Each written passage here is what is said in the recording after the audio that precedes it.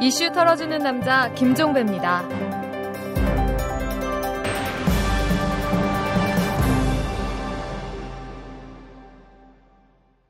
4월 11일 목요일입니다. 이 정부가 지난 3월에 발생한 방송사와 금융사에 대한 해킹은 북한 정찰총국의 소행이라는 조사 결과를 어제 내놨습니다. 지난해 6월부터 북한 내부 PC 6대가 금융사에 접속을 해서 악성 코드를 유포를 했고 공격 경유지 49개 가운데 22개가 2009년 이후 북한이 해킹에 사용한 인터넷 주소와 일치한다. 이런 근거를 댔는데요. 그런데 이 조사 결과를 발표한 것은 민관군 사이버 공격 합동 대응팀이거든요. 그런데 경찰은 이번 발표에 참여하지 않고 다른 목소리를 냈습니다. 아직 해킹 진원지가 어디라고 확정할 수 없다는 신중한 입장을 내놓은 것이죠. 자, 도대체 진실이 뭘까요? 이 문제는 잠시 후에 탈탈 인터뷰에서 털어보도록 하겠습니다. 재벌과 모피아의 함정에서 탈출하라. 종횡무진 한국경제. 재벌 개혁에 앞장서온 김상조 교수. 그가 한국경제에 던지는 8가지 질문. 우리가 몰랐던 한국경제의 진실을 파헤칩니다. 더 이상 경제 권력자들의 눈속임에 속지 마세요. 종횡무진 한국경제. 오마이뉴스가 만드는 책 오마이북.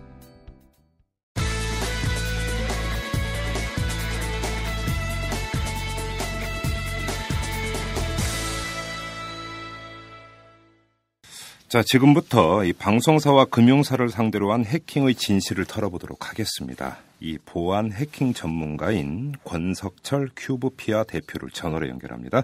자, 대표님 안녕하세요. 네, 안녕하십니까. 네, 결론부터 한번 여쭤보겠습니다. 어제 정부 발표대로 북한 소행 맞습니까? 어떻게 보십니까? 예, 북한 소행으로 볼 수밖에 없는 그런 증거들이 있습니다. 네. 예, 그래서 북한 소행이라고 단정 지을 수가 있을 것 같습니다. 그래요. 근데 좀 보도로 보면 경찰은 어제 정부 발표에서 빠졌어요. 그러면서 상당히 이제 신중한 입장이던데, 그럼 경찰은 왜 이렇게 신중한 태도를 보이고 있는 걸까요? 실제로 그 북한의 어떤 증거가 나온 것은 그동안에는 이제 중국 IP, 그러니까 북한에서 주로 사용하는 중국 IP가 나왔다든가, 이런 것들이 나왔을 때 이것이 이제 우리나라의 어떤 그 상황상 북한이라고 그러면 이제 반발이라든가 이런 게 굉장히 많지 않습니까? 그러다 보니까 이제 굉장히 신중해질 수밖에 없고요.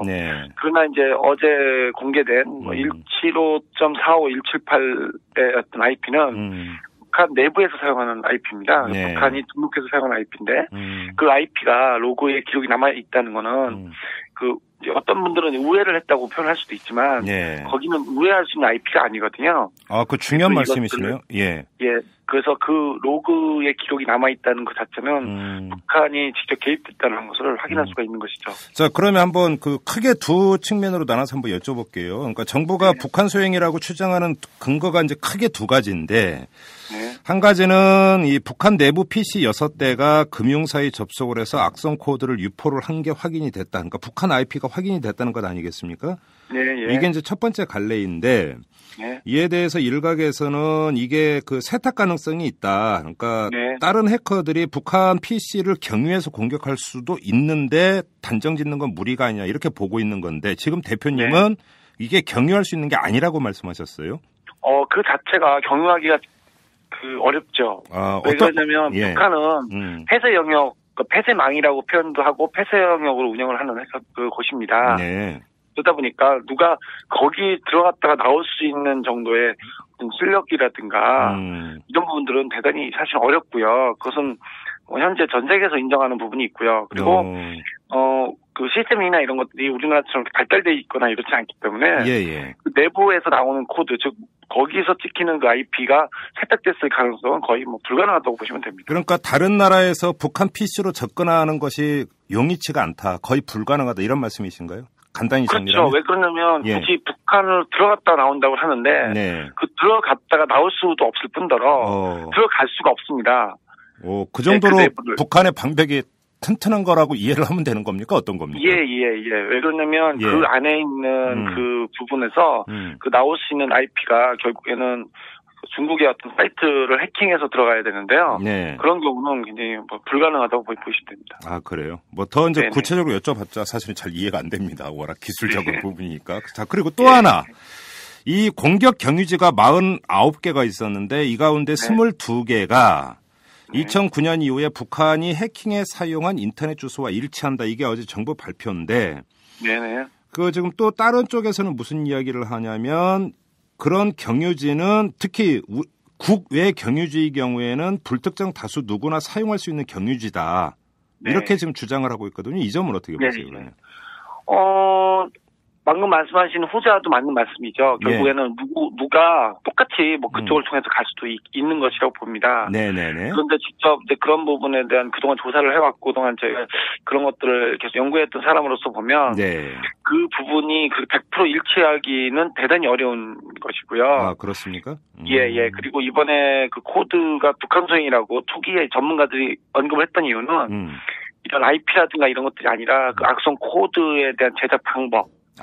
제작의 그 유사성. 그동안에 2009년 7대 디도스나 2011년 3사 디도스나 이럴 때 썼던 그런 코드나 이런 것들이 이미 유사했거든요.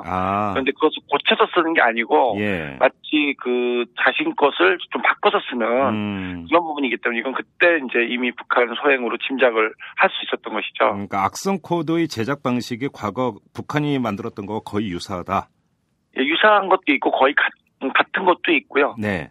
그렇습니다. 네네. 자, 그러면 지금 권석철 대표의 말씀대로 북한 소행이라고 일단 그렇게 이제 그 정리를 해놓고 그 다음 얘기를 한번 진행을 해보죠. 그런데 많은 사람들이 오해인지 뭔지는 모르겠지만 이 북한의 낙후된 IT 환경에 볼 때 이 정도로까지 해킹 기술이 발달돼 있고 할 수 있는 거냐? 이 관련 그 지식과 정보가 없는 사람들은 거기에 의아함을 표시하는 사람들도 적지 않게 있어요. 이 점은 어떻게 보십니까? 이 부분을 좀 말씀을 드리면 북한이 낙후된 건 사실입니다. 그런데 낙후가 돼 있다는 것이 오히려 북한이 장점이면서도 무서운 것은 모든 것들을 스스로 다 만들고 스스로 자기들이 조립을 하고 그렇게 하는 것이고요. 우리나라는 IT가 발달되어 있지만 IT 발달에 대한 기준은 사용을 많이 하는 것이죠. 그러니까 그렇죠. 모두가 잘 사용을 하고 환경이 좋아지는 건데 결국에는 북한은 그것을 다 만들고 하는 그런 환경이 되어 있습니다. 그래서 그리고 컴퓨터를 만지는 사람들은 다 컴퓨터 교육을 따로 받은 군인들이나 이런 사람들 많이 사용하게 되어 있거든요. 그래서 실제로 낙후되어 있다고는 하지만 북한의 해커나 이런 사람들에 대한 그 대접은 그 북한의 전투기 조종사 급의 어떤 그 대우를 받고 있고요. 그렇기 때문에 그 정도입니까? 누구도 그걸 하고 싶어하는 그런 것이 최고의 거기선 최고의 직업이지만 아무나 될 수 있는 건 아니고 실력도 있어야 되고 그런 학교에서 그런 선출을 하기 때문에 저희들이 우리나라에서 보통 알고 있는 낙후되어 있기 때문에 안 된다는 것보다는 나름대로 거기도 투자라든가 이런 걸 많이 할 수가 있고요. 그리고 기술은 우리나라는 해킹을 실제로 하면 범죄가 되지 않습니까? 그렇죠. 그러나 그들은 실제로 그런 어떤 다른 나라의 해킹을 하는 것 자체가 이미 작전이고, 이기 때문에 더 많은 저희들 나라보다 더 많은 경험을 갖고 있습니다. 그러면 지금 이제 그 정리를 하면 낙후되어 있다라는 것은 그러니까 사용 환경이 낙후되어 있는 것이지, 예를 들어서 중앙에서 이걸 제작하고 뭐 하는 데 있어서는 아주 집중 육성을 하기 때문에 별개로 봐야 된다, 이런 말씀이 되는 거네요? 한 예를 더 드리면요. 북한에서 개발한 그 소프트웨어 중에 바둑 프로그램이 하나 있는데요. 어떤 프로그램이요? 그 바둑이요. 바둑, 우리나라에서도 많이 보급돼서 사용이 되고 있죠. 아, 그렇습니까? 그 바둑 프로그램이 전 세계에서 그 최고의 바둑 프로그램을 평가가 받고 있고요. 아, 그런가요? 그리고 또 북한은 OS가 있습니다. 붉은 별이라고 OS도 개발을 해서 자기들이 사용을 하고 있거든요. 그러니까 자체 개발한 OS가 있어요? 아예 운영체제가? 있습니다. 리눅스를 이제 개조를 해서 이렇게 사용을 하고 있는데 그 정도로 나름대로 굉장히 많은 그 어느 부분만큼은 굉장히 앞서 있는 부분도 많이 있다는 거죠. 그럼 이제 프로그램 제작 그 능력이나 이런 것들에서는 상당히 지금 우리가 상상하는 것 이상일 수가 있다는 말씀이시네요. 예, 그렇습니다. 네. 해킹 쪽도 마찬가지라고 봐야 되는 거고요, 그러면. 해킹 쪽은 더 많이 오히려 뛰어나다고 보시면 좀 이렇게 말씀드리면 안타깝지만 사실인 것 같습니다. 예, 예. 그래요? 해킹 쪽은 더 뛰어나다고 그렇게 판단하는 그러니까 근거가 있으면 좀 구체적으로 말씀을 해주세요. 어떤 근거에 기초해서 말씀하시는 겁니까? 예, 예. 현재 우리나라에서 했던 이번에 만들어진 악성 코드나 또는 작년이죠. 작년에 중앙일보 해킹 사건이나 이런 부분들이 북한으로 판명이 났었는데, 예. 그들이 했던 악성 코드에 대한 배포 방법이나 이런 것들은 그렇게 어려운 기술은 아닙니다. 그거는 누구나 할 수 있고 이렇습니다. 그런데 문제는 그 안에 그 해킹을 해서 어떻게 시나리오를 만드는, 즉 어떻게 그거를 구성을 하고 하는 그런 기획력이 굉장히 뛰어납니다. 아, 그래요? 예, 예. 저희 회사도 그런 실전 해킹을 하는 회사거든요. 그러니까 국내에 몇 안 되는 실전 해킹을 하는 회사입니다. 예. 실전 해킹을 해보지 않으면 그러니까 그 해킹에 대한 공부만 하신 분들은 실전 해킹에 대해서는 굉장히 좀 어려움이 있는데. 자, 실전 해킹이라고 하는 게 뭡니까? 일단 그거부터 좀 설명해 주세요. 아, 예. 먼저 요 말씀을 약간 드리고 제가 설명을 드리는 게 더 나을 것 같아서요. 그러면 그 실전 해킹은 뭐냐면 원래 해킹을 하면 범죄가 되잖아요. 그렇죠. 그렇죠. 우리나라에서는. 그런데 저희 회사는 그 회사의 최고 경영자와 비밀리로 계약을 하고요. 아, 그러니까 예를 들어서 제가 회사를 운영하는데 우리 회사 방화벽이 제대로 구축되어 있는지를 알기 위해서 예를 들어서 권석철 대표님이 계시는 회사에 해킹을 한번 해봐라 이렇게 의뢰를 한다는 말씀이시죠? 그렇죠. 예, 예. 그런 의뢰를 저희가 받습니다. 그러면 그 상태에서 관리자라든가 IT 담당자 모르게 저희가 실전 현재 왜 이 회사가 어떤 문제가 있고 이런 것들을 저희가 뚫어서 직접 보여주는 그런 모델입니다. 이 이유는 최고 경영자나 이런 분들이 실전 해킹을 당할 수 있는 거에 대한 것도 좀 감각도 약하시고 왜 투자를 해야 되는지도 모르는 이런 상황에 실전으로 눈을 보여드리는 그런 모델을 저희가 하거든요. 그런데 국내에 한 20군데를 저희가 큰 기업, 은행, 증권을 해봤지만 다 뚫렸습니다. 성공률이 100%였습니까? 예, 100%입니다. 예, 그 이유도 제가 말씀을 드리겠습니다. 그런데 그렇게 하던 저희가 하다 보니까 실전 이런 방법이 아닌 약속된 방법으로 모의로 하는 그런 해킹 기법들이 있거든요. 그냥 관리자가 이렇게 해주세요. 그러면 이렇게 뚫고 하는 그런 방법으로 많이 익숙해 있는데 그 방법보다는 이 실전 해킹에 대한 것이 많이 필요합니다. 그리고 이렇게 하지 않으면 어떻게 보면은 현재 있는 그 해킹 방법들로는 그 대응이 더 약한데 이렇게 될 때 저희가 하고 있는 기법들 이상으로 북한이 사용하는 기법들이 나온다는 것이죠. 그렇다. 그러니까 이제 북한이 이렇게 해킹 기술이 높은 이유는 결국은 이것을 하나의 군 작전 개념으로 접근해 들어가기 때문이라고 보면 되겠네요. 예, 맞습니다. 그래요. 예. 자, 그러면 지금 보도에 따르면 북한 정찰총국 내에 이른바 사이버 전사가 12,000명이 양성돼 있다는 거 아닙니까? 그런데 이렇게 많은 사람이 필요한 겁니까? 이 12,000여 명이나 5천여 명, 5만 명 이렇게 명확한 숫자는 잘 밝혀진 건 없습니다. 그런데 정찰총국뿐만 아니라 거기에 이제 노동당 이렇게 쭉 있지 않습니까? 그런데 이렇게 많은 인력을 배출해야 되는 이유는 실제로 북한은 이제 외화벌이 같은 걸 하지 않습니까? 그렇죠. 그래서 해커들을 직접 관리를 하지만 외국에 내보내서 유학도 시키고 이렇게 함으로써 그 양성을 합니다. 그리고 그 양성을 하는 이유는 결국에는 이들이 그걸 가지고 해커 한 명이 어딘가를 해킹을 해서 돈을 뺄 수 있는 이런 것들이 외화벌이가 훨씬 높기 때문에 그걸로 돈 번다고요? 그렇죠. 그렇게 하고 있기 때문에 그런 부분 속에서 많이 활용을 하고 있죠. 그러니까 좀 더 풀어서 설명 어떻게 돈을 법니까? 해킹을 해서?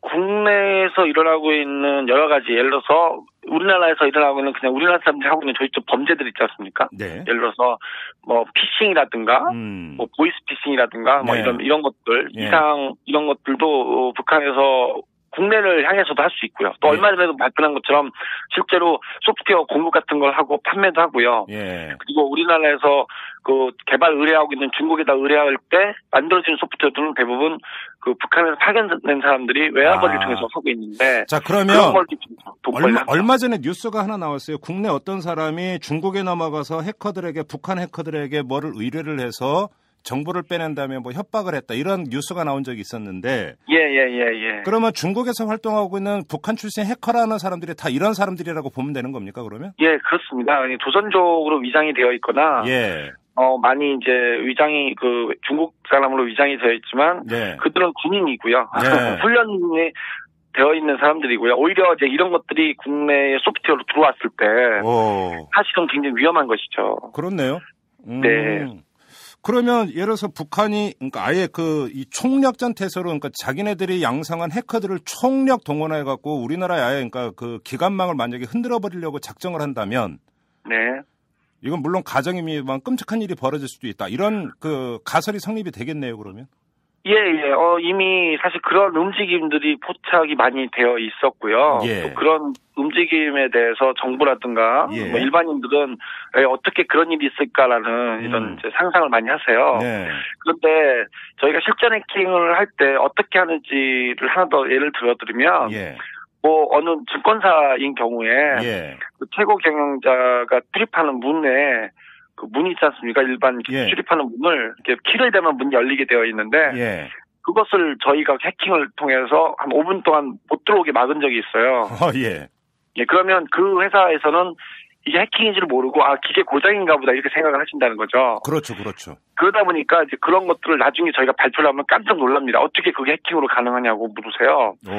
해킹은 컴퓨터 시스템에 연결되어 있는 모든 게 가능합니다. 전력, 가스, 교통, 이런 것들도 가능한데 현재 우리나라에서 일어난 이거는 어떻게 보면 지난 9.15 정전 문제라든가 또는 지금 일어나고 있는 여러 가지 사고들이 많지 않습니까? 원전 사고도 갑자기 많아졌고 그다음에 가스 폭발 사고라든가 이런 것들이 물리적으로 사고 날 수 있는 가능성도 충분히 100%라고 볼 수도 있지만 0.1% 심지어 0.1% 정도라도 이것이 해킹으로도 가능하거든요. 따라서 그런 거에 대한 염두를 하고 조사를 하고 해야 되는데 그런 전문가들의 의견이 사실 많이 무시되거나 받아들여지지 않는 그런 경향이 좀 있습니다. 그런 것들을 전문가들은 많이 우려를 하고 있죠, 지금. 그러니까 지금 말씀 들어보니까 상당히 심각한 상황이 연출될 수도 있다라는 건데. 근데 문제는 맨 위에서 이제 결제조정 찍어야 되는 분들이 좀 나이 지긋하신 분들이고. IT에 대한 개념이 별로 없으시죠? 네, 맞습니다. 실제로 이번에도 조사의 자료를 보시면 아시겠지만 8개월 정도에 발견되어 8개월 전에 공격했다고 나왔지 않습니까? 그것이 팩트, 그것이 사실이라면 이미 8개월 전에 은행이나 이런 데 감염을 했다는 건데 그들이 어떤 목적에 의해서 은행이나 방송국에 침입을 했겠지만 그들이 조금만 마음을 먹으면 그것이 은행이 아닌 전력이나 가스 시설이나 이런 데들도 가능하다는 얘기고요. 거기에 컴퓨터를 파기하거나 그러면 가스 시설이 누출될 수도 있는 그런 상황들이 실제로 가능한 상황이 발생하고 있다는 거죠. 자, 그러면 이거는 굉장히 가볍게 볼 내용들은 아닙니다. 자, 그러면 여기서 몇 갈래로 한번 다시 이제 질문을 한번 심화시켜 보죠. 첫째, 그러면 해킹이 예를 들어서 인터넷망을 통해서 국가 기관망을 마비시키는 것도 있지만 고급 정보를 빼내가는데도 악용될 수가 있는 게 해킹 아니겠습니까? 맞습니다. 자, 그런데 이제 저희가 알고 있는 일반적인 상식은 정부 부처나 이런 정부 기관은 이 컴퓨터 내부망과 외부망이 분리되어 있거든요. 그러니까 맞습니다. 외부에서 컴퓨터로 침입해 들어올 수 있는 것을 원천 차단하기 위해서 내부망은 따로 이렇게 이제 구축되어 있는 걸로 아는데 그러면 이런 점에서는 안심을 해도 되는 겁니까? 어떤 겁니까? 해커들의 생각을 뛰어넘어야 되는데요. 아직까지도 그런 부분들이 많이 약합니다. 그러니까 방어자 입장에서는 방어 생각만 하잖아요. 그렇죠. 근데 방어자가 공격을 어떻게 하는지에 대해서 정확히 모르면 자기 나름대로 방어 방법만 생각을 합니다. 그렇죠. 제가 예를 들면 내부망하고 외부망이 분리되어 있다고 이제 얘기를 하세요. 그런데 분명히 내부망하고 외부망이 분리되어 있지만 내부망, 외부망 동시에 관리하는 관리자는 반드시 있습니다. 즉 접점이 있어요. 그 접점을 또 찾아야 되는데 물론 해커 입장에서는 어떻게 찾느냐라고 이제 상상을 하시겠지만 그 컴퓨터 안에만 들어가면 그 내부에만 들어가면 그 접점을 찾는 것은 굉장히 쉽습니다. 그러니까 내부망과 외부망을 종합 컨트롤하는 그 컴퓨터 한 대만 찾으면 되는 거네요, 간단히 얘기를. 그렇죠. 은행이라든가 이런 데 보면 관리자 컴퓨터들이 공격을 당하는 이유가 결국은 내부망, 외부망을 공격받는 그런 식으로 해서 그 내부망을 들어가는 그런 방법이 있고요. 외국에 있는 이란 원자력 발전소가 사고 난 스톡스넷도 결국에는 분리되어 있는 컴퓨터가 공격받은 거거든요. 예. USB라든가. 그러니까 해커의 생각이 그렇게 좀 다를 수가 있고요. 또 하나는 이번에 일어난 사건을 보시면 좀 유심히 보시면 보안 소프트웨어 특히 백신이라든가 이런 것들이 업데이트 서버를 이용을 당했지 않습니까? 예. 그런데 내부망이 분리되었다 하더라도 기본적으로 쓰고 있는 게 OS고요. 백신이고요. 이런 것들 있잖아요. 그건 똑같이 결국에는 쓰죠. 예. 이번에 그런 공격을 했다는 그런 것들은 테스트라든가 이런 것은 망이 분리되어 있는 컴퓨터들에 대한 조준도 할 수 있었다는 그런 가정이 나오는 거죠. 그러면 지금 사실은 이 정부 부처나 기관에서 어디서 지금 구멍이 뚫렸고 뭐가 새어나가는지 알 수가 없다라는 가정도 성립이 되네요, 그러면? 예, 충분히 지금 그런 상황입니다. 그래서 신속히 이 부분에 대해서는 전수검사를 해야 됩니다. 그래요? 자, 그러면 여기서 좀 우리 권석철 대표께서 답변을 해 주실 수 있는지는 모르겠지만 이 정부를 상대로 하는 보안검사를 담당하는 것이 국정원 아닙니까? 예. 자, 그러면 국정원의 보안검사의 능력과 기술은 탁월하다고 평가하십니까? 솔직히 한번 말씀해 보세요.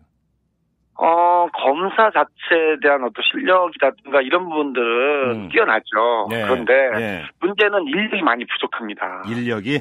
예. 그러니까 실제로 담당하시는 분이 맡고 있는 기관시설, 지정시설에 대해서 이제 조사를 하거나 하는데 실제로 조사를 하시는 그런 분들을 만나서 얘기를 들어보면 실력이 뛰어난 거하고요. 그다음에 그것을 모든 걸 한꺼번에 한 사람이 맡아서 하는 건 다른 문제잖아요. 그렇죠. 예. 인력 자체가 많이 부족하고요. 그러니까 뽑고 싶어도 그런 전문가가 많지 않은 것도 큰 문제지만 그들이 혼자 해야 되는 문제가 되게 많은 거죠. 그러다 보니까 어떻게 보면 정성을 갖고 시작하기는 되게 어려운 문제가 있는 거고요. 그리고 이것을 윗분들이 관심을 가져주지 않으면 관리자 보안을 이렇게 접근을 해서 이렇게 하는 사람이 컴퓨터의 전산관리자하고는 구분이 돼야 되는데 그런 것들을 같이 하는 그런 현재의 상태라는 거죠. 따라서 인력을 국가의 어떤 안전센터, 사이버 안전센터라든가 이런 데뿐만 아니라 기업들도 모두 이 보안과 이 전산 담당자가 분리가 되어야 되고 이것만은 총괄적으로 맡아야 되는 인력으로 빨리 보강을 해야 될 것 같습니다. 그래요. 자, 민간 영역에서의 방화벽 구축 정도는 어느 정도라고 평가를 하세요? 방화벽은 말 그대로 방화벽이 그 역할을 잘 하고 있는데요. 방화벽의 역할은 내부에서 외부에 들어가는 것만 맡게 돼 있습니다. 그렇죠.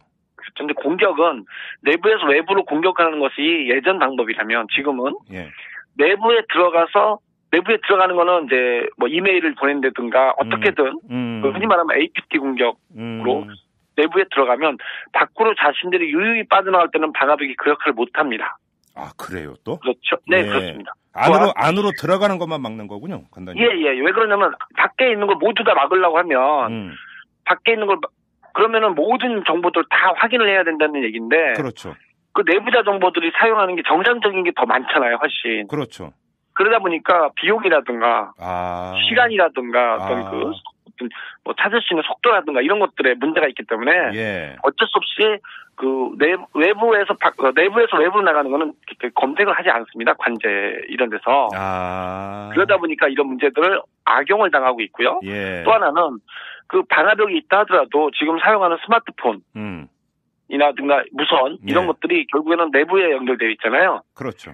그래서 바깥에서 무선 신호를 잡아서 내부에 들어온다면 방화벽을 자동적으로 우회가 되는 그런 이제 여러 가지 그런 통로들이 있죠. 그래서 방어자 입장에서는 이제 10가지를 막아야 된다면 공격자는 그중에 한 가지만 알아도 이 내부 장악은 쉽기 때문에 방어자의 고통도 이제는 고민을 같이 들어주셔야 될 것 같습니다. 간단히 정리하면 물 샐 틈 없는 방벽이라는 건 존재할 수가 없는 거래요. 제가 말씀을 드리면 직접 저희들이 해본 결과 저희 내부의 결론은 해킹을 막을 수 없다는 게 결론이고요. 다만 해킹을 막을 수는 없지만 해킹을 추적해서 해킹이 잡으려고 하는 노력과 또 그런 것들을 계속 해야 되는데 중국 IP만 나오면 더 이상 수사 못해 또는 이런 형태의 것들은 오히려 해커들에게는 더 유리한 입장을 자꾸 제공을 해주는 거죠. 끝까지 해커를 잡겠다는 의지와 또 한 번 그런 모습을 계속 보여줘서 더 이상 이렇게 하면 우리가 잡힐 수 있겠구나 이런 이제 그런 경각심을 줘야 되는 노력을 함께 해야 될 것 같습니다. 얼마 전에 해킹 사건이 있었을 때 우리나라 안에도 그 해커라고 표현하기는 뭐하고 그냥 사이버 전사라고 하죠. 사이버 네. 전사를 대거 양성해야 된다는 주장이 나왔는데 그러면 네. 그 주장은 타당한 주장인 겁니까?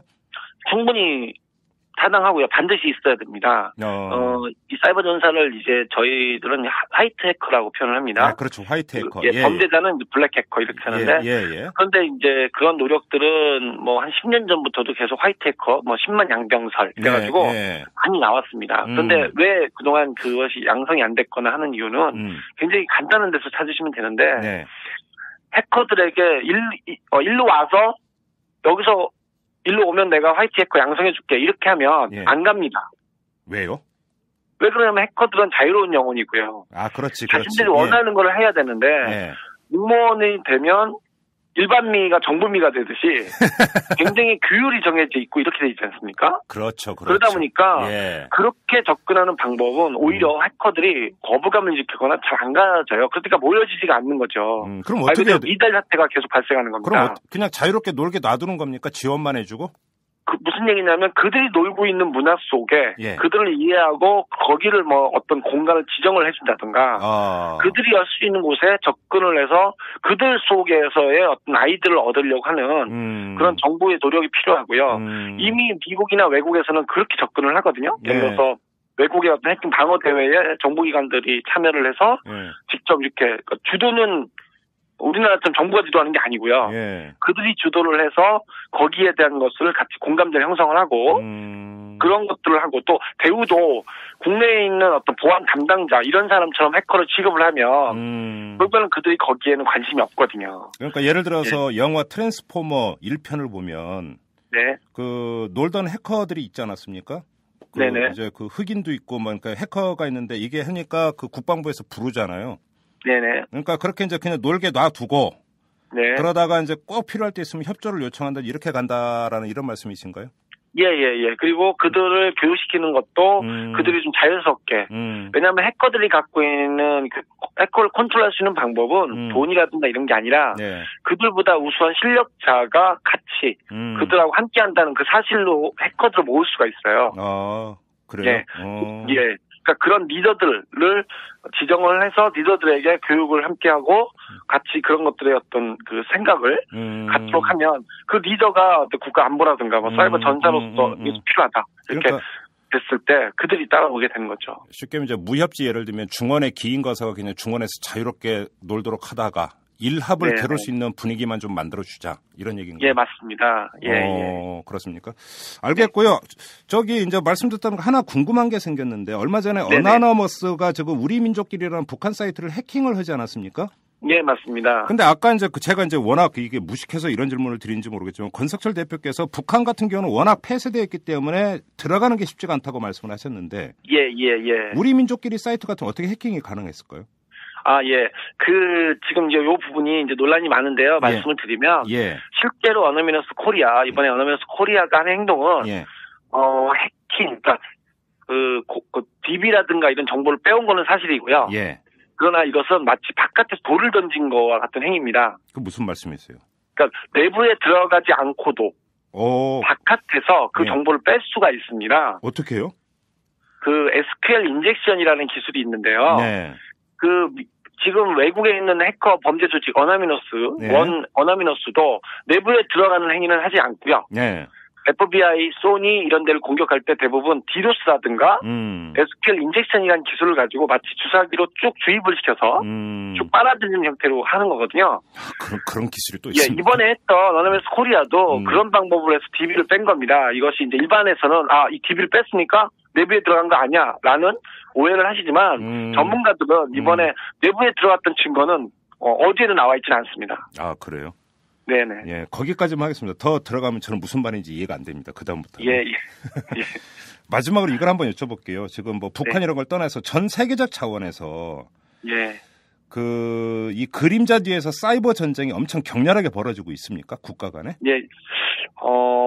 많이 일어나고 있죠. 그래요? 이것은 뭐 언급을 드리기에는 좀 곤란할 수도 있겠지만 사실은 사이버 전쟁이라고 하는 거와 사이버 테러와의 구분은 사이버 전쟁은 정부가 개입됐을 때 전쟁으로 구분하고요. 그렇죠. 정부가 개입이 안 되면 이걸 테러로 봅니다. 그런데 실제로 보시면 미국도 사이버 부대가 있고요. 중국도 사이버 부대가 있고 북한도 있고 뭐 이렇게 여러 나라들이 있지 않습니까? 예. 결국에는 보이지 않는 그 정보의 우위를 갖기 위한 사이버 전쟁은 굉장히 많이 있습니다. 이 전쟁의 어폐라는 게 바로 정부들이 개입을 해서 하는 것이 굉장히 많다는 거죠. 다만 이것이 전쟁으로 비춰지면 굉장히 그 흔히 말하면 사이버 선전포고가 되고 하기 때문에 실제로는 테러처럼 보이지만 굉장히 많은 전쟁이 있고요. 또 정말로 이런 그 어노미너스라든가 이런 어떤 조직으로 단체로 움직이는 것들도 존재할 수 있고 또 정부 어느 정부한테 뭐 돈을 받거나 해서 그걸 움직여주는 익명성의 해커들도 있고 이런 그렇죠. 것들이 혼재되어 있습니다. 국제뉴스나 이런 데서 이제 그 커다란 해킹 사건이 있었다고 했을 때 뒤에 어느 나라의 정부가 있을 개연성도 충분히 있는 거네요. 그러면. 예. 그게 이제 그런 것들이 있기 때문에 우리나라도 이에 대한 어떤 조치라든가 중심을 조심을 해야 되는 것이죠. 우리나라는 사이버 부대가 없는 건가요? 아니죠. 우리나라도 사이버 사령부가 창설이 됐고요. 아, 맞다. 예, 있어요. 예. 그리고 이 창설된 부대가 이제 우리나라는 이제 방어에 주로 방어입니까? 우리나라 방어를 해야 되는 것이고 법이라든가 이런 것들이 돼 있는데 미국은 이미 미국은 그 오바마 대통령이 스스로 이제 앞으로 우리나라 미국을 공격하면 선제 공격을 하겠다. 물리적으로 그런 언급을 했고요. 또 우리는 이미 공격 부대를 만들 것이다라고 선언을 했어요. 우리나라도 아직까지는 방어. 우리나라는 민주주의라고 해서 방어만 되고 있지만 공격이라는 모델을 안 하면 오히려 우리나라가 더 불안해하는 상황이죠. 오히려 이제는 이런 것들을 만들어야 되는 부대를 빨리 만들고 하는 노력이 이제는 오픈을 해서 해야 된다고 생각합니다. 이게 그 포탄 몇 발 떨어뜨리는 것보다 사이버 공격이 훨씬 더 그 엄청난 결과를 불러올 수도 있겠네요. 경우에 따라서는. 그렇습니다. 왜 그러냐면 물리전으로 가면 무기도 많이 들어오고 돈도 많이 들어가고 하는데 그렇죠. 몇몇의 전사로 인하여 그냥 앞단에 있는 그 사이버전 정확히 얘기하면 사이버 공간 작전이라는 표현을 하는데 그런 해병대 같은 공간 작전으로 초기에 많은 시절들을 무력화시킨다고 하면 후에 전쟁은 빨라지기 때문에 이 전쟁을 사용하는 전사를 키우는 건 국가로서도 굉장히 중요한 일입니다. 진짜 말씀 듣다 보니까 요즘은 이제 근 무기체계 이런 것도 대부분이 디지털화되고 있지 않습니까? 예, 맞습니다. 그러니까 여기에 만약에 해커가 들어가서 이걸 무력화시키기로 작정을 하면은 이게 상당히 심각한 문제가 발생할 수도 있네요, 진짜로. 예, 그렇습니다. 그래서 우리나라는 모든 게 다 되어 있기 때문에 이제 어떤 자료에 보면 실제로 만약에 그런 공격이 일어났을 때 우리나라에서는 경운기만 동작을 할 거다 이런 얘기를 할 정도로 모든 게 다 사이버로 돼 있지만 우리나라의 어떤 적국이 되어 있는 북한인 경우에는 인터넷이라든가 이런 게 낙후가 되어 있기 때문에 공격을 해도 들어갈 수도 없고 이렇게 하기 때문에 굉장히 불리한 입장이죠. 저희들 나라 입장에서는. 비대칭적 전력이군요. 흔히 하는. 그렇습니다. 아하. 말씀을 그러니까 들으면 들을수록 이게 보통 이게 간단한 문제가 아니라 상당히 심각한 문제다 이렇게 정리가 안 되네요. 예. 그리고 좀 더 하나 더 말씀드리면 이 사이버는 전평시가 구분이 안 돼 있어요. 그렇죠. 네, 근데 물리전에서는 전시와 평시가 구분되어 있거든요. 네. 그러니까 이것을 정시와 평시로 구분되어 있는 그런 물리적인 형태의 어떤 사이버 전으로 자꾸 생각을 한다면 굉장히 이건 오판이 발생할 수가 있기 때문에 전평시가 안 되는 비대칭 전력이 기 때문에 군이나 법이라든가 이런 개정도 빨리 바뀌어야 됩니다. 이걸 구분할 수가 없습니다. 알겠습니다. 여기까지 진행을 하도록 하겠습니다. 말씀 잘 들었습니다. 네, 감사합니다. 네. 이슈 털어주는 남자 김종배입니다. 냉철한 분석, 깊이 있는 통찰로 우리 사회 현안을 털어드립니다.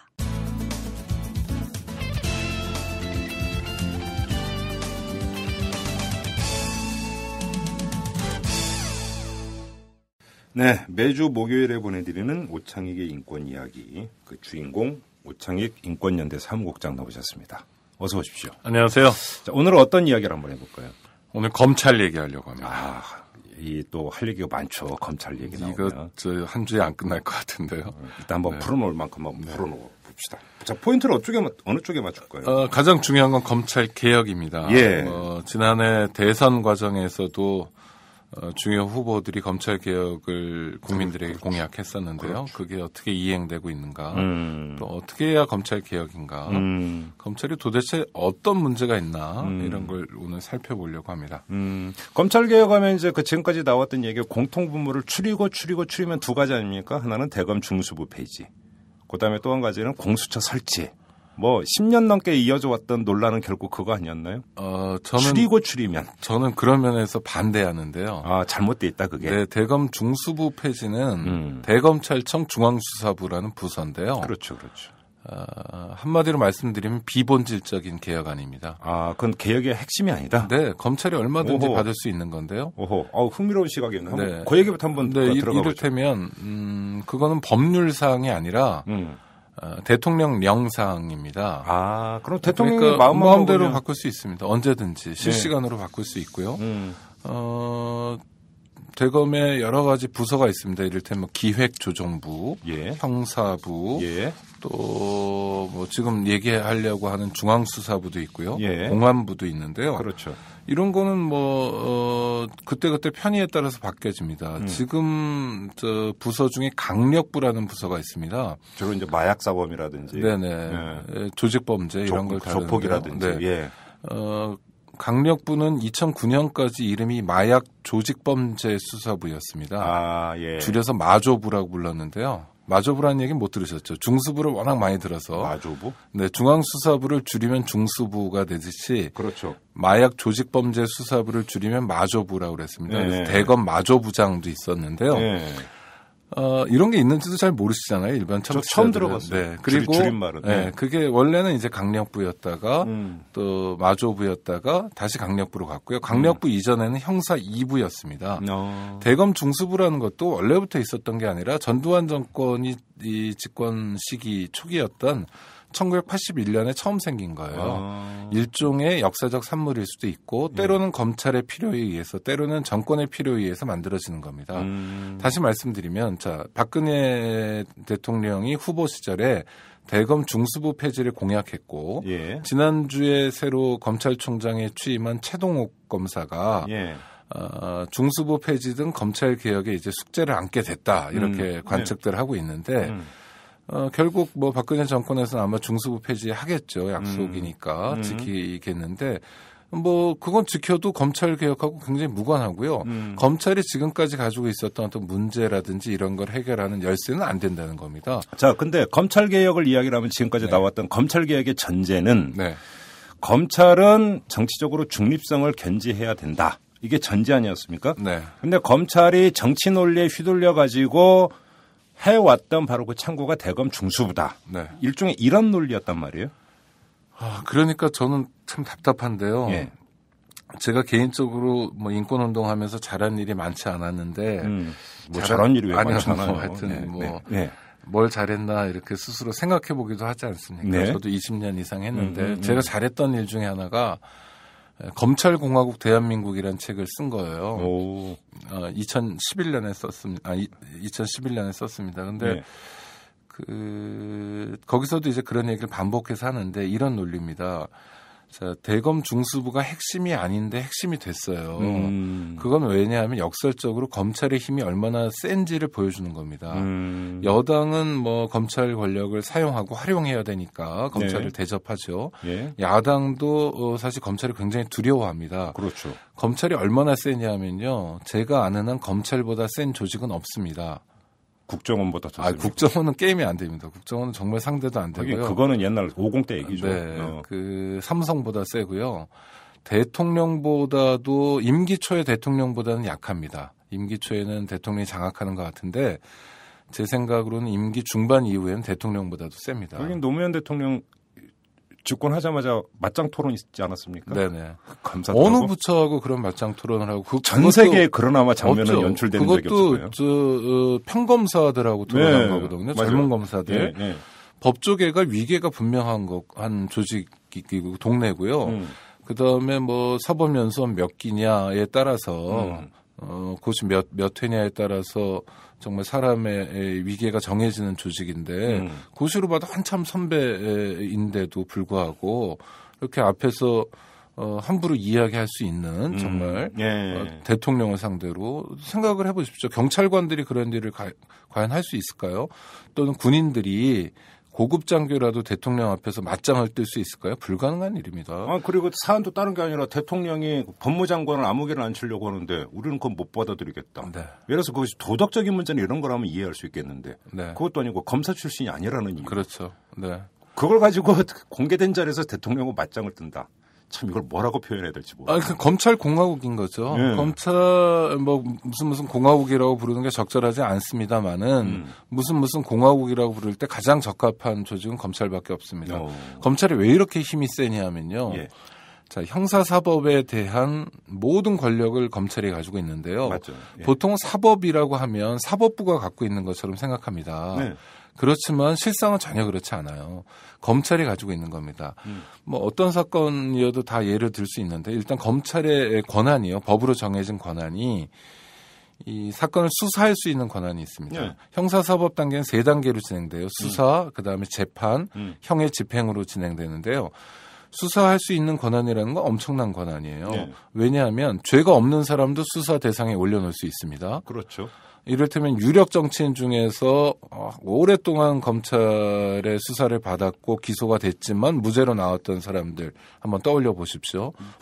박지원 저기 민주당 의원도 있고. 그렇죠. 한명숙 전 총리 같은 경우도 있죠. 수사 대상이 된다는 것 자체로도 그 사람 타격을 받습니다. 맞아요. 아니 땐 굴뚝에 연기 나랴. 그렇죠. 뭐 이런 의심을 받는 거고요. 또 수사 대상이 돼서 자신을 방어한다는 게 보통 만만한 일이 아닙니다. 또 거꾸로 된 경우는 죄가 있는데도 수사를 안 하는 경우가 있어요. 그렇죠. 뭐 재벌 회장님들 생각하시면 됩니다. 그러니까 수사를 하냐 안 하냐를 검찰이 결정할 수 있습니다. 보통의 수사는 경찰이 하고 있지만 소위 수사 지휘권이라는 것도 있고요. 형사소송법에서 의미하는 수사권이라는 건 경찰관에게 있는 게 아니라 검사에게만 있습니다. 맞아요. 검사는 수사를 할 수 있다 이렇게 법조문이 나와 있어요. 그러니까 경찰관은 수사권이라는 게 없습니다. 그러니까 수사를 하냐 안 하냐를 가지고 권력을 마음껏 휘두를 수 있고요. 수사를 하면 그것은 이제 법정에 세워서 죄를 물어야 되는 거 아닙니까? 이걸 기소라고 하는데 기소권도 검찰만 갖고 있습니다. 맞아요. 그다음에 재판을 진행하다가도요. 공소 취소 같은 걸 할 수 있습니다. 공소를 유지한다고 하는데 공소를 취소할 수도 있고 공소장에 어떤 죄를 물어주십시오라고 했다가 공소장을 변경할 수도 있어요. 맞아요. 그러면 형사재판이 진행되다가 스톱됩니다. 재판이 없어질 수도 있어요. 그리고 사실은 판사의 판단은 검찰이 그 공소한 내용의 범위 안에서 이루어지는 거 아닙니까? 그럼요. 그렇죠. 네. 그러니까 재판도 실제로 형식적으로는 판사가 하는 것처럼 보이지만 굉장히 중요한 대목은 검사가 권한을 행사하고 있는 겁니다. 멍석은 검찰이 다 까는 거죠. 사실. 그다음에 재판이 끝난 다음에 형의 집행을 해야 되는데 형 집행권도 검사가 가지고 있습니다. 형 집행권이 얼마나 무서운 거냐면요. 어떤 재벌 회장이 징역 10년형을 받습니다. 매우 무거운 중형을 선고받는데 3-4달 산 다음에 형 집행 정지로 풀어줄 수 있는 권한이 검찰에 있어요. 아, 법원이 아니었나요? 검찰인가요, 그게? 그러니까 형 집행을 하고 있는 단계에서 풀어주는 겁니다. 그러니까 보석을 허가하거나 하는 건 법원이 하는 건데요. 형 집행 정지는 검찰입니다. 네, 그러니까 그럼 논리상 말이 안 되는 거 아니에요? 아니, 그 형 집행권이 검찰에 있기 때문이에요. 이야. 형사사법과 관련된 모든 권한은 검찰의 권한입니다. 그래서 형사사법이라고 부르기보다는 오히려 검찰사법이라고 부르는 게 더 적당한데요. 2008년에 아주 유명한 사건, 지금 헌법재판소장 후보자 인사청문회에서도 또 언급됐던 미네르바 사건을 하나 말씀드릴게요. 자, 인터넷 농객 미네르바가 뭐 경제 위기 등을 예측하고 대통령 입장에서 참 꼴보기 싫은 일을 반복해서 했고 심지어 네티즌들에게 영향력도 있어가지고 사법 처리를 합니다. 이게 이제 검찰의 작품인데요. 자, 형식적으로 보면 미네르바는 재판을 해서 그야말로 100점 100승했습니다. 1심, 2심, 3심 다 이겼고요.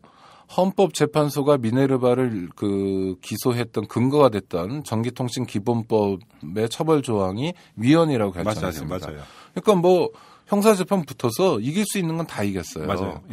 그렇지만 저희는 어떻게 분석하냐면 미네르바 사건에서의 결국 승자는 검찰이라고 봅니다. 어떤 점에서요? 이건 무슨 얘기냐면 검찰이 미네르바를 지목합니다. 그리고 구속돼서 3개월 정도 살았어요. 그러니까 검찰은 정의하는 권력, 무언가를 정의하다 이런 거 있지 않습니까? 예. 정의하는 권력을 갖고 있다고 저희는 생각하는데요. 검찰이 지목해서 수사하고 재판에 붙이는 것만으로도 검찰이 원하는 바는 다 얻었다는 거죠. 네. 왜? 인터넷에서 미네르바처럼 글을 쓰면 형사처벌의 대상이 될 수 있다라는 공포를 심어준 거예요.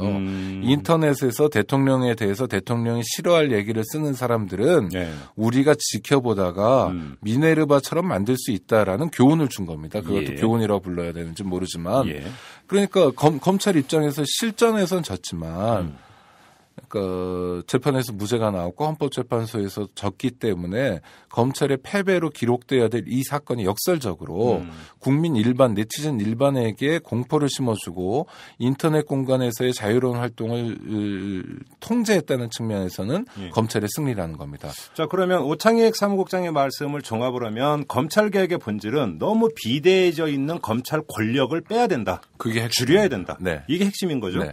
좋습니다. 그럼 일단 중간 정리를 그렇게 하고 대검 중수부 문제를 일단 그러면 거기서 가름을 하고 한번 넘어가 보죠. 중수부가 핵심인데 그러면 저 중수부가 막강한 권력을 쥐고 있고 특히나 우리나라에서 잘 나가는 사람들을 타겟팅을 해가지고 사법 처리를 할 수 있는 바로 창구가 대검 중수부이고 대검 중수부가 막강한 검찰 권력의 상징처럼 지금까지 여겨져 왔던 거 아니에요? 이 점도 그렇게 중요한 문제가 아니고 맞죠. 중수부는 검찰총장의 별동대입니다. 네. 그리고 지검, 지청 등에 있는 검사들을 파견받아서 수사를 할 수도 있고요. 평소 수사 인력을 뭐 2배, 3배로 늘리는 것도 가능하고 합니다. 노무현 전 대통령 사건도 중수부에서 했고 검찰이 흔히 거악이라고 얘기하는 재벌 사건이라든지 정치적 사건들을 많이 했어요. 그렇죠. 공도 있겠죠. 그러나 문제는 대검 중수부를 폐지하겠다는 걸 이를테면 그 기능을 그냥 두고 대검 특수부라고 특별수사본부라고 만들거나 명칭만 바꾸면 이렇게 하면 그것이 개혁입니까? 또 하나는 일본 같은 경우도요. 일본의 대검은 수사 기능이 전혀 없습니다. 그래서 한국의 대검 중수부 역할을 해주는 게 일본에는 도쿄지검 특수부예요. 우리나라 지금 서울중앙지검이죠. 네, 서울중앙지검 특수부가 그 기능을 수행한다면 어차피 특수수사는 해야 되거든요. 그렇죠. 재벌 비리 같은 걸 냅둘 수 없는 거 아닙니까? 그렇죠. 그리고 그런 거를 수사하기 위해서는 상당한 수사 전문가들이 모여야 되고 수사 역량이 축적돼야 됩니다. 자료도 쌓여야 되고 그러니까 대검 중수부를 폐지하더라도 대검 중수부가 여태까지 했던 일들은 누군가는 해야 돼요. 그렇죠. 그러니까 대검 중수부를 폐지한다는 게 특수수사를 안 하겠다는 게 아닙니다. 그렇죠. 앞으로도 정치인들에 대한 수사는 하고 재벌에 대한 수사도 하는데 명칭을 바꾸든 아니면 대검이 아니라 지검에 갖다 놓든 이게 관건이라는 거예요. 달라지는 게 뭡니까? 그렇죠. 그러니까 이를테면 화장을 좀 고치는 거. 그렇죠. 이 정도만 바뀌는 거죠. 대검 중수부가 이제 그 대검에 있고 검찰총장의 직속에 있으면서 한다고 하기 때문에 하는데 그게 그래서 서울중앙지검으로 기능이 이관된다고 해서 그러면 직속이 아니냐. 휘둘리질 않느냐. 직속은 아니죠. 직속은 아니고 서울중앙지검장을 통해서 지휘하게 되지만 검찰은 검사 동일체의 원칙이 완벽하게 구현되는 조직입니다. 그렇죠. 검찰청법에 검사 동일체의 원칙이라고 법조문에 써 있다가 그것은 2005년 4년에 없앴는데요. 그걸 없앴다고 없어지는 게 아니라 검찰총장부터 말단 검사까지 한 몸입니다. 그리고 검찰총장이 완벽하게 인사권, 징계권을 장악하고 있는 상황에서 서울지검에 박근혜 정권에서 서울지검에 갖다 놓거나 하진 않을 것 같은데 두고 봐야 되겠습니다만 만약 서울중앙지검에 갖다 놓는다 해서 이것이 예전 대검 중수부가 했던 것 같은 이를테면 폐해를 완전히 없앨 수 있느냐? 전혀 그렇지 않다는 거예요. 그렇죠. 따라서 대검 중수부 폐지는 검찰개혁의 핵심적 사안이 아닙니다. 그런데 왜 이렇게 검찰개혁의 중요한 사안처럼 여겨졌느냐? 첫 번째, 검찰 출신들이 이런 얘기를 많이 하고 다녀요. 이를테면 지금 몇몇 인물을 떠올려 보세요. 검사 출신인데 좀 개혁적인 분들. 검사 출신인데 야당에 와 있는 분들. 검사 출신인데 사회적 활동을 많이 하는 분들이 있습니다. 이런 분들이 검찰에서 문제점을 주로 두 가지를 지적해요. 하나는 정치적 중립성 문제, 독립성 문제죠. 그렇죠. 또 하나는 이제 그거로 대표되는 대검 중수부 문제인데 실제로 핵심은 여기 있지 않은데 이걸 자꾸 핵심적 관건인 것처럼 말합니다. 그러면 언론을 통해서도 개혁의 본질을 호도하기 위한 그렇죠. 하나의 레토릭이다. 그럼요. 그렇게 보시는 거군요. 그것이 지금 10년 이상 끌어온 겁니다. 대검 중수부 폐지는 분명히 말씀드리는데 비본질입니다. 대검 중수부 폐지를 이야기하는 사람은 의심해도 좋습니다. 그래요. 네. 근데 야당에서도 이런 얘기를 좀 따라 하고요. 그러니까 대검 중수부 폐지는 어떤 검찰 개혁 방안이냐 하면 검찰 입장에서 받아들일 수 있는, 받아들일 만한 방안이에요. 박근혜 대통령이 그러면 검찰이 그 얘기가 나올 때마다 악각거린 것도 일종의 쇼입니까? 그럼요. 대검 중수부 폐지 못 받아들이겠다. 내 목을 먼저 쳐라. 이런 거요. 예. 제일 잘 알잖아요. 검찰 조직에 대해서는요. 마조부 없어졌어요. 예. 강력부로 갔어요. 국민 누구도 기억하지 못합니다.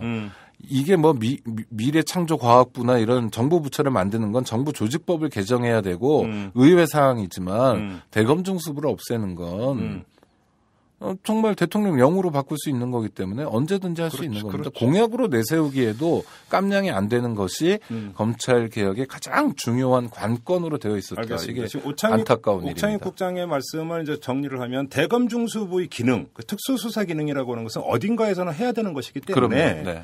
그 대검 중수부라고 하는 그 부처, 그러니까 부서가 없어지고 다른 부서를 만들든 아니면 서울중앙지검으로 가든 그 기능은 계속 남는 것이고 그것이 검찰개혁의 본질이 될 수는 없고 검찰개혁의 본질은 그 비대해져 있는 이 권력, 검찰 권력을 어떻게 제어하고 줄일 수 있느냐. 네. 이게 이제 핵심이라는 거죠. 그렇습니다. 자, 그러면 비대해진 검찰 권력을 줄이거나 제어할 수 있는 첫 번째 방법이 어떤 겁니까? 권한을 쪼개야 됩니다. 네. 수사권, 기소권, 형집행권, 검찰이 가지고 있는 권한들을 이렇게 쭉 열거해 보면요. 다른 나라랑 비교해 보면 한국 검찰이 가지고 있는 권한을 다 가지고 있는 나라는 전 세계 어디에도 없습니다. 제가 누군가한테 들었는데 몇 년 전에 여기서 세계 검사 대회인가 있었잖아요. 네. 경복궁 빌려서 하고 난리쳤을 때. 그랬었죠. 다른 나라 검사들이 와서 그랬다는데요. 부럽다고. 우리나라 검사 부러운 정도가 아니라요. 상상할 수 없는 상황에 가 있는 겁니다. 영국을 말씀드릴까요? 네. 영국은 아예 검사 제도가 없었던 나라예요. 그래요? 네. 그러다 85년에 생기는데요. 1985년. 왜 생기냐면 경찰만 두니까 일탈들이 있는 겁니다. 길포드 4인방 사건이라고 영화 아버지의 이름으로에 나왔던 그 사건이에요. 북아일랜드 공화군이라고 지목당한 한 집안이 완전히 박살이 나는. 그래서 아버지는 옥중에서 숨졌고 나중에 이제 무죄를 받지만 그 길포드 4인방 사건을 통해서 이제 경찰이 너무 많은 권한을 가지고 있는 걸 반성하면서 검찰 제도가 새로 생깁니다. 검찰 제도는 근대 시민혁명 이후 역사의 산물인데요. 어떻게 나오냐면 원님 재판 생각하시면 됩니다. 고을 원님. 네, 우리나라 사또가 이제 재판을 할 때 보면 수사도 하고 재판도 해요, 이분이. 맞아요. 네, 범죄인을 잡아들이고. 맞아요. 그리고 조선 사회는 자백이 중요한 사회입니다. 유교 사회여서. 그래서 매우 쳐라 이러죠, 이제. 네, 그렇죠. 그러니까 자백하지 않는 범죄자는 처벌하지 않았어요. 근데 자백을 어떻게 받아냈냐? 고문했죠. 주리를 틀고 쇠꼬챙이로 찌르고 이랬는데. 맞아요. 그러니까 형벌보다 무서운 게 이제 자백을 받아내는 과정이었습니다. 그 과정에 많은 사람들이 죽어가기도 하고 그랬는데 수사를 하든 재판을 하든 한 사람이 하니까요. 자, 수사를 했던 사람이 재판을 합니다. 수사를 할 때 왜 했습니까? 그 사람이 범죄자라고 생각했으니까 했을 거 아니에요. 그렇죠. 또 그 사람이 재판을 해요. 그럼 자기가 잡아온 사람이 죄가 없다고 풀어주기 굉장히 어려운 겁니다. 말이 안 되는 거죠. 이게 그러니까 원래는 다 수사와 재판을 한 사람이 했죠. 옛날에 그렇죠. 왕들이 다 혼자 했는데 그렇죠. 그렇게 되니까 피해자 입장에서는 잘못되면 범죄자가 조작되기도 하고 조선만이 아니라 유럽에서도 얼마나 많은 사람들이 무고하게 죽어갔습니까. 그러니까 이런 일을 좀 막아야 된다. 인간이 좀 합리적으로 움직여야 된다. 그래서 재판권에서 기소하는 권한을 떼낸 겁니다. 네, 맞아요. 예. 이게 이제 검사 제도의 연원이었어요. 그러니까 검사 제도는 왜 생겼냐면 권력 분립을 위해서 만든 겁니다. 자, 그런데 이게 한국에 오게 되면서 역사적 배경이 있습니다. 첫 번째 역사적 배경은 한국의 경찰이 후져도 너무 후졌어요. 특히 대한민국이 건국대 시점에 보면 수사를 어떻게 하느냐는 형사소송법이란 법률에 이제 근거를 두고 있는데 일제시대 때 법을 쓰다 1954년에 처음에 만듭니다. 이걸. 만드는 시점에서 보면 대한민국 경찰이 어떤 사람이냐면 70% 정도는 일제 경찰입니다. 맞아, 일제 순사했던 인간들. 순사나 했으면 좋은데 순사보 이런 사람들이 진급해가지고 와 있는 거예요. 네. 지금 경찰이 서장이 총경이고요. 그 밑에가 경정, 뭐 경감 이렇게 되는데, 그렇죠. 자 총경, 경정, 경감 지금 계급으로 얘기하면 이건 다 외인들이 했어요. 일본 사람들이 했단 말입니다. 일본이 패망하니까 일본으로 돌아갔잖아요. 그러니까 저 밑에 계급들이 하루아침에 2계급, 3계급, 4계급 승진해가지고 경찰을 장악하고 있는 거예요. 오케이, 그럼 이 사람들은 어떤 사람들이냐? 정말 민족의 적이죠. 처단해야 될 사람들이 경찰로 있는 거예요. 맞아요. 그리고 이 사람들이 어떻게 했느냐? 자기들이 살아야 되니까 해방 공간에서 몸을 낮췄다가 이제 뭐 친일 세력하고 결탁하면서 힘을 갖게 되면서 이승만 정권의 가장 든든한 원군이 됩니다. 맞아요. 예. 자유당 때 경찰 셌어요. 그렇죠. 어느 정도로 셌냐면요. 지금 파출소라고 부르는데 지서가 있습니다. 시골에 가보면 지역의 지서장 정도는 육군 사단장한테 인사를 받았답니다. 진짜? 네. 와. 지서장 계급이 경사였는데 지서장도 사단장한테 인사를 받을 정도로 경찰이 셌죠. 그리고 경찰 봉급도 낮았거든요. 이분들이 어떻게 해서 다 먹고 살았냐? 갈취해서 먹고 살았습니다. 그렇죠. 그러니까 민중의 지팡이가 아니라 가장 대표적인 공공의 적이 경찰이었어요. 민중의 몽둥이였죠, 몽둥이였습니다. 아주 무서운 몽둥이였고요. 그러니까 이제 입법자들이 법을 만들 때 경찰한테 수사권을 준다는 건 고양이한테 생선을 주는 거였어요. 도저히 할 수 없는 일이었습니다. 당시로서는. 당시에 이제 국회 속기록 같은 것도 보면 경찰이 수사를 해야 되는 건 맞지만 원칙이지만 지금의 경찰에게 그걸 줄 수는 없다. 그런 특수성 때문에. 네. 그리고 당시에 검찰은 어땠냐면 이제 법조인들이었지 않습니까? 법조인들은 친일한 사람도 있었지만 민족적 기계를 지킨 사람들 또 독립운동을 했던 사람들 상당히 있었습니다. 검찰처럼 엉망진창은 아니었어요. 법률 전문가들이었고 그래서 처음에 제도를 세팅할 때 경찰에게는 수사권을 전혀 주지 않았던 겁니다. 그런 이유가 있었구나. 네, 원래는 수사기관이 이제 경찰이 돼야 되는데 그렇죠. 그래서 경찰에서 수사하면 검찰에서 걸러주고 기소를 통해서 걸러주는 거죠. 어떤 건 기소를 안 할 수도 있고 불기소할 수도 있고요. 검찰에서 걸러준 걸 또 법원에서 걸러주는 구조여야 되는데 지금 대한민국은 수사와 기소가 한 기관에 있는 겁니다. 그렇죠. 이게 그러니까 딱 그때의 특수한 그 사정 때문에 검찰에게 권력이 갔는데 토해내지를 않는 거잖아요. 네, 그럼요. 이제 다 됐고. 그리고 또 역사적으로 어떤 맥락이 있냐면 자, 이승만 정권은 경찰 가지고 정권을 유지했어요. 맞아요. 마지막엔 4.19 때 발포하고 그래가지고 그렇죠. 내무부 장관 최인기는 사형 집행도 당했고 경찰 고위직에 대한 숙청이 건국 이래 최초로 진행되기도 합니다. 그다음에 박정희 정권이 들어서죠. 장면 정권 짧게 있었고 박정희 정권은 뭐로 정치를 했냐? 군부로 했습니다. 군인들과 군부로 대표되는 게 이제 중앙정보부 중정정치를 했어요. 맞아요. 박정희 18년 동안 가장 힘이 센 건 중정이었습니다. 그렇습니다. 이 나는 새도 떨어뜨린다고 하는 게 그전엔 경찰이었다면 박정희 정권이 되면 이제 중정이 되고요. 그렇죠. 중앙정보부가 되죠. 전두환 정권으로 옮겨가면서는 이제 안기부가 됩니다. 이름만 바꾼 중정이었습니다. 국가안전기획부. 그러다가 이제 6월 항쟁이 생깁니다. 맞아요. 6월 항쟁이 생기고 6월 항쟁 이후에 첫 대통령이 노태우 대통령이었는데 이 사람도 안기부에 기댄 정치는 많이 했지만 법의 지배랄까 또는 합법적으로 움직여야 될 필요가 커지는 겁니다. 사회가 성숙했기 때문에. 그렇죠. 예전처럼 뭐 안기부 청사에 불러다가 고문하면서 정치적 파워를 유지해 나가는 시절은 이제 끝나가는 거예요. 특히 박철원이라는 사람 있지 않습니까? 검사였고, 뭐, 안기부에 파견도 나가 있었는데, 이분이 이제 노태우 대통령과, 매제였죠? 그렇죠. 매제였나? 뭐, 그런데, 이분이 굉장히 중요한 역할을 합니다. 검찰이 힘을 갖는데. 그래서 노태우 정권 때부터 검찰이 강력한 힘을 갖게 됩니다. 그렇죠. 김영삼 정권 때도 엄청난 힘을 갖게 되고요. 그래서 저는 이걸 민주화의 역설이라고 표현합니다. 자, 민주화가 된 다음에 경찰이나 안기부, 중정을 통해서 정권을 유지하는 건 이제 종식됐습니다.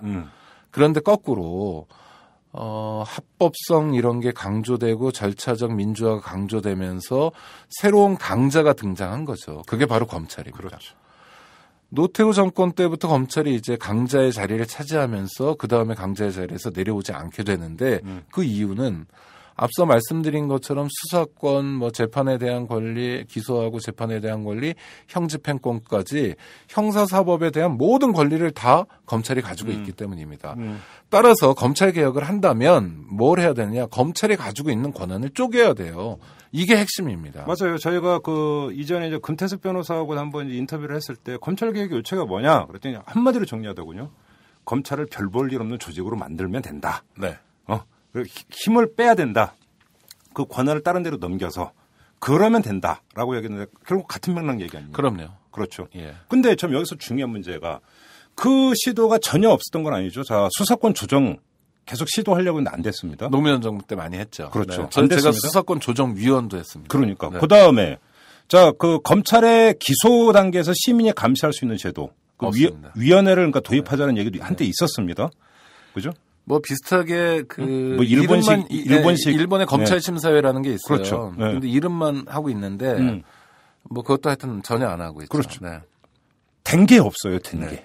아니 그러니까 다른 나라에는 그런 제도들이 있어요. 지금 검찰 심사, 일본식 검찰 심사회는 이런 겁니다. 기소하는 권한이라는 게 굉장히 막강한 권한이에요. 사람을 죽이기도 하고 살리기도 하는 권한이에요. 정말 악당을 법망을 피해서 편히 살게 냅둘 수도 있는 권한이기 때문에 이 권한을 전문 관료들인 검사들이 행사하는 게 시민적 민주적 통제를 받지 않으면 위험하다는 판단을 하는 겁니다. 그렇죠. 검찰 심사회는 미국의 배심하고 비슷해요. 특정한 시민들을 그냥 불특정 다수를 뽑아요. 그리고 소속을 어디에 두냐 하면 법원에 둡니다. 그리고 검찰 심사회에서 결정을 하면 그 결정을 검찰이 따라야 돼요. 아, 검찰 심사회 소속이 법원입니다. 네, 법원입니다. 일본이.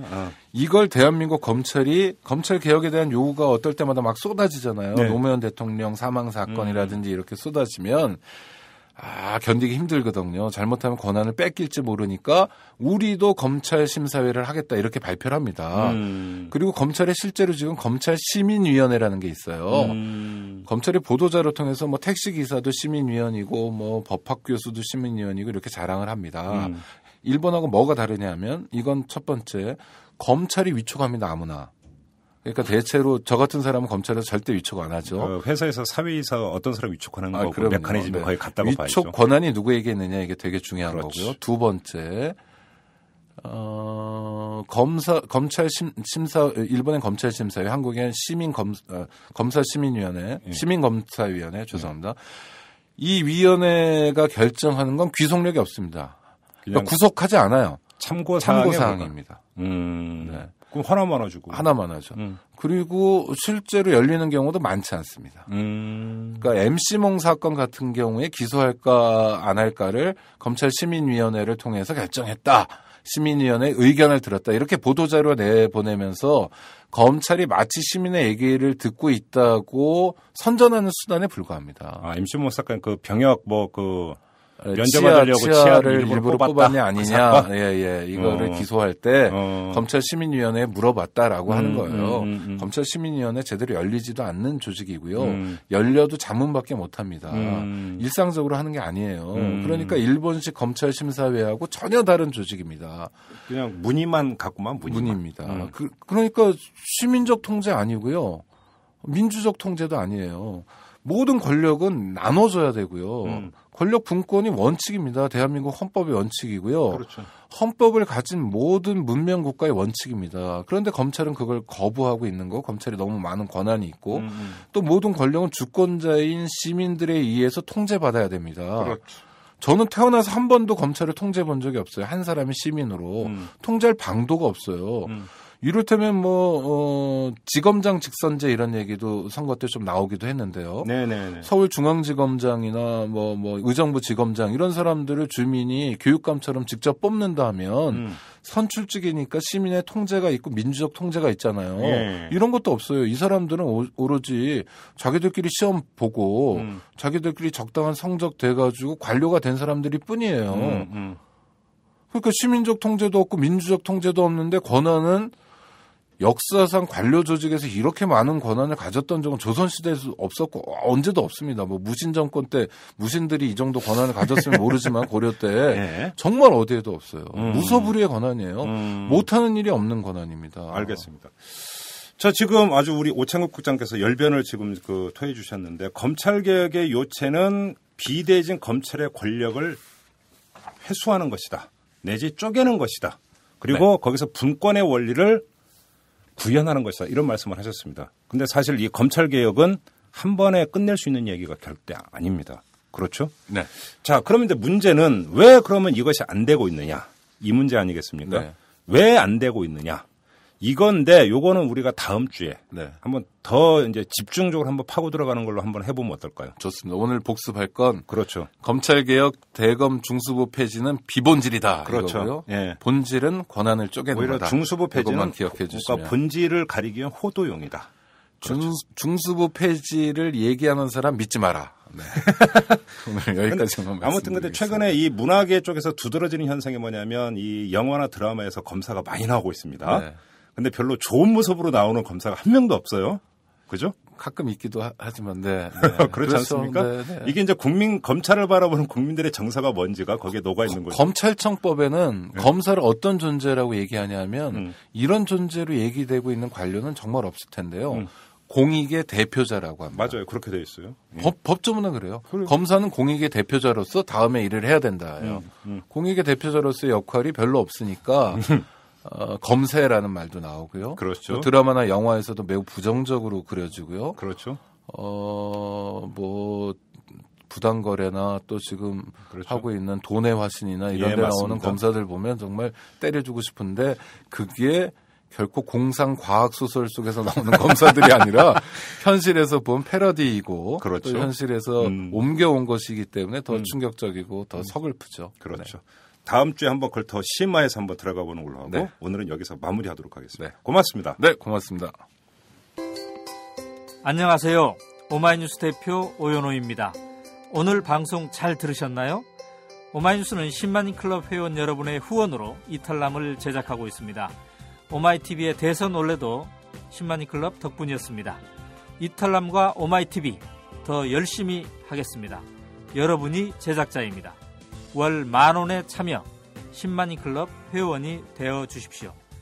오마이뉴스 첫 화면에서 직접 가입하시거나 02-733-5505 내선 274번으로 전화 주시면 담당 직원이 안내해 드립니다. 지금 7,500명입니다. 함께해 주십시오. 감사합니다. 권석철 대표의 이야기를 아까 전해드렸는데요. 이 권석철 대표의 그 이야기를 듣다 보니까 이 사이버전이 생각보다 상당히 심각하고 그다음에 상당히 치열하다 이런 결론에 도달을 하는 것 같습니다. 자, 그렇다면 IT 강국 나아가서 IT 선진국이라고 하는 우리의 방어 태세는 어떤가? 이건 많이 떨어진다라는 또 이야기도 함께 나왔는데 이 모든 것이 디지털화되고 있는 추세를 고려를 해본다면 전반적으로 상황을 다시 한번 점검해야 할 그 필요성, 나아가서 절박성이 더욱 커지는 것 같습니다. 자, 이만 마치겠습니다. 지금까지 이탈남 김종배였습니다.